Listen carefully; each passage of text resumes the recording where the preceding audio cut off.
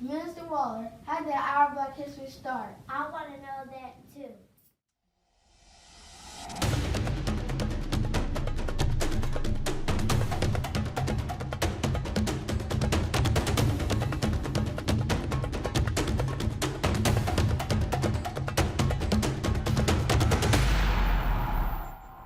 Welcome to our Black History Saga. We will be telling a story of adventure, hope, and perseverance. Our culture is rich in color and spirit. You will witness our progress that years of sacrifice has brought to us as Black people. Get ready to experience this journey with us.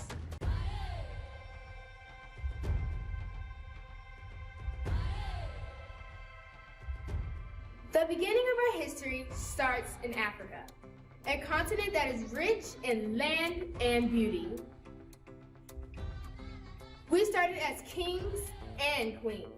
We came from tribes that thrived in culture and celebration.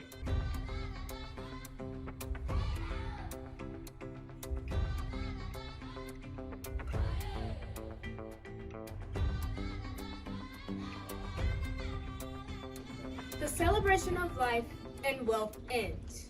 Invaders came and stole the peace, broke up families, and murdered the ones who resisted.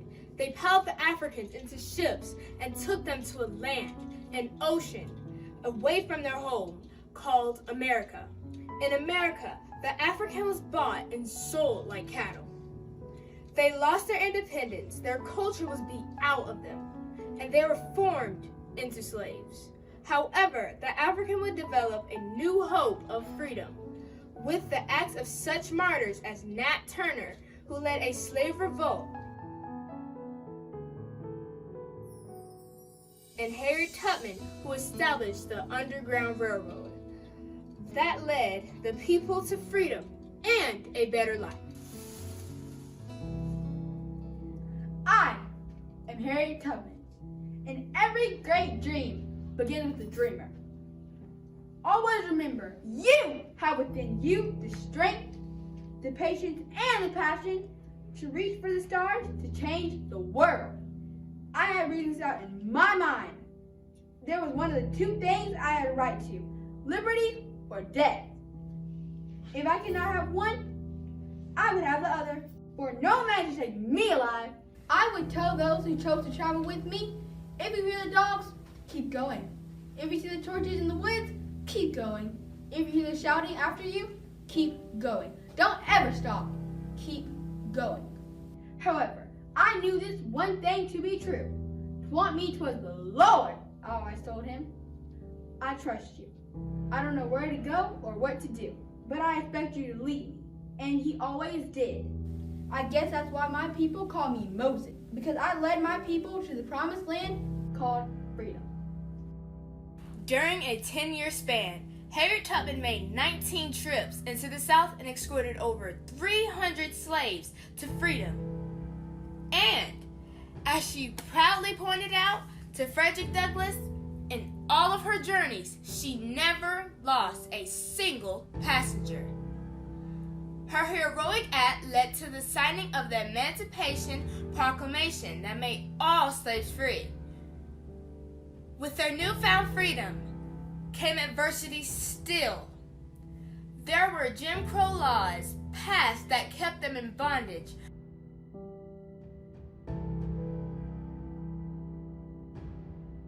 Long after the chains were off. Then, education laws emerged, separate but equal. Whom was America trying to fool? Thanks to heroes like Thurgood Marshall, who challenged the thought and made great strides in overcoming the law and the court system. I am Thurgood Marshall.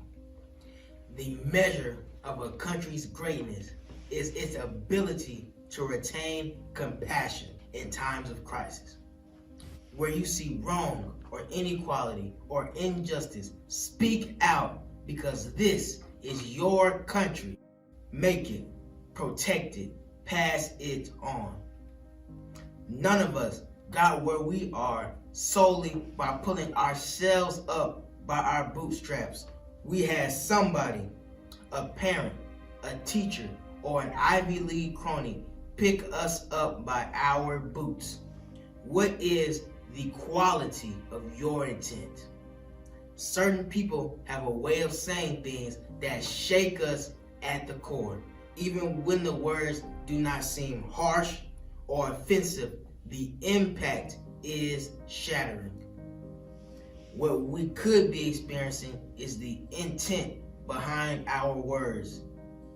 When we intend to do well, we do. When we intend to do harm, it happens. What each of us must come to realize is that our intent always comes through. I wish I could say that racism and prejudice were just distant memories.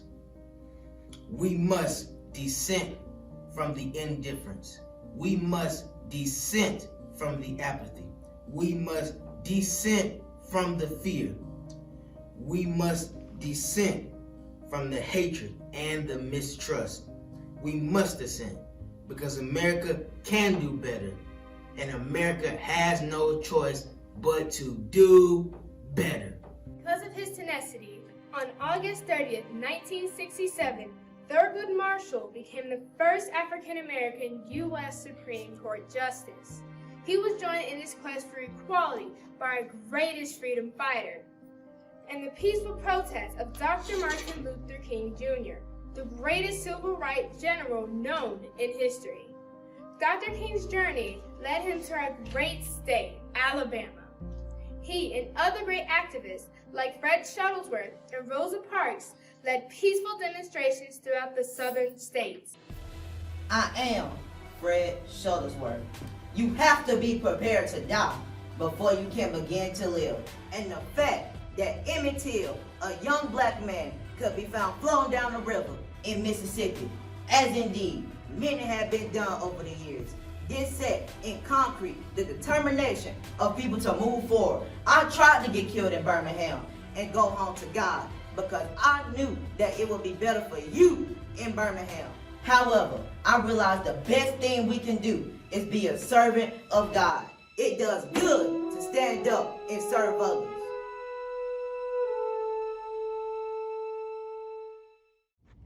I am Rosa Parks. People always say that I didn't give up my seat because I was tired. But that's not true. I was not tired physically. No, the only tired I was tired of giving in. I'd see the bus pass every day. But to me, that was a way of life. We had no choice but to accept what was the custom. The bus was among the first ways I realized there was a black world and a white world. During the Montgomery bus boycott, we came together and remained unified for 381 days. It has never been done again. The Montgomery boycott became a model for human rights throughout the world. We must have courage, determination to go on with the task of becoming free, not only for ourselves, but for the nation and the world. Cooperate with each other. Have faith in God and ourselves. I have learned over the years that when one's mind is made up, this diminishes fear. Knowing what must be done does away with fear.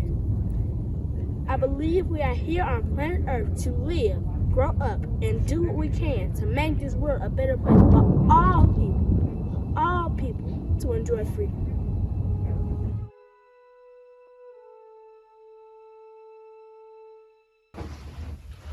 I am Dr. Martin Luther King Jr. Yes, Rosa Parks. I believe that we can make this world a better place for all people to enjoy freedom too. The time is always right to do what is right. Our lives begin to end the day we become silent about things that matter. Faith is taking the first step even when you don't see the whole staircase. Darkness cannot drive out darkness, only light can do that. Hate cannot drive out hate, only love can do that. Life's most persistent question and urgent question is, what are you gonna do for us? If you can't fly, then run. If you can't run, then walk. If you can't walk, then crawl. But whatever you do, keep moving forward. And overcome we did. The shadow of racial inequality led to our next journey into political power that is still raging in America. Heroes like Shirley Chisholm, former President Barack Obama, and our newly elected first female African-American Vice President of the United States of America, Kamala Harris. You don't make progress by standing on the sidelines whimpering and complaining. You make progress by implementing ideas. If they don't give you a seat at the table, bring a folding chair. Service is the rent we pay for the privilege of living on this earth. We must reject not only the stereotypes that others hold of us, but also the stereotypes that we hold of ourselves. It is not female egotism to say that the future of mankind may very well be ours to determine. It is a fact. The warmth, gentleness, and compassion that are part of the female stereotypes are positive human values. Values that are becoming more and more important as the values of our world begin to shatter and fall from our grasp. Unless we start to fight and defeat the enemies in our own country, poverty and racism, and making our talk of equality and opportunities ring truth, we are exposing the eye of the world as hypocrites when we talk about making people free. I am and always will be a catalyst for change.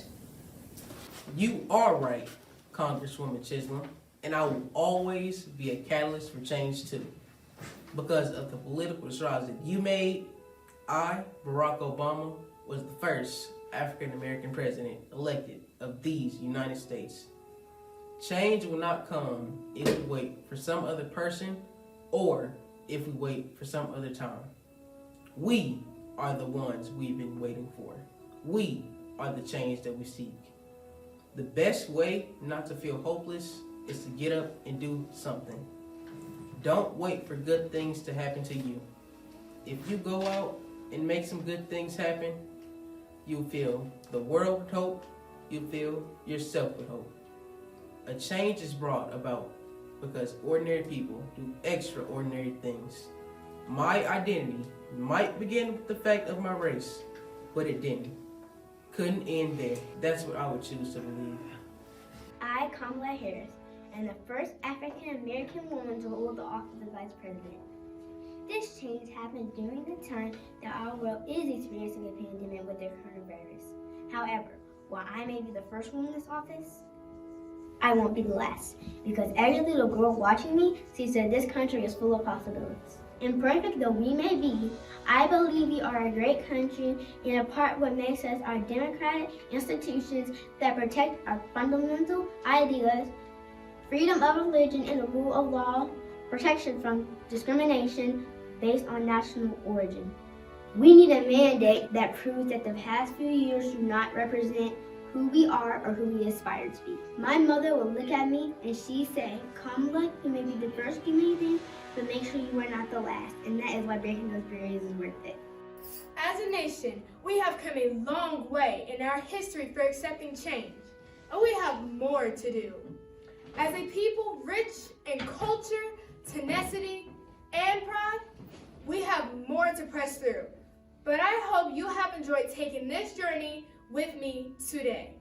We moved from our beginnings as kings and queens in Africa to our political gains as we elected an African-American president and a female vice president of the United States of America. A change has come to America.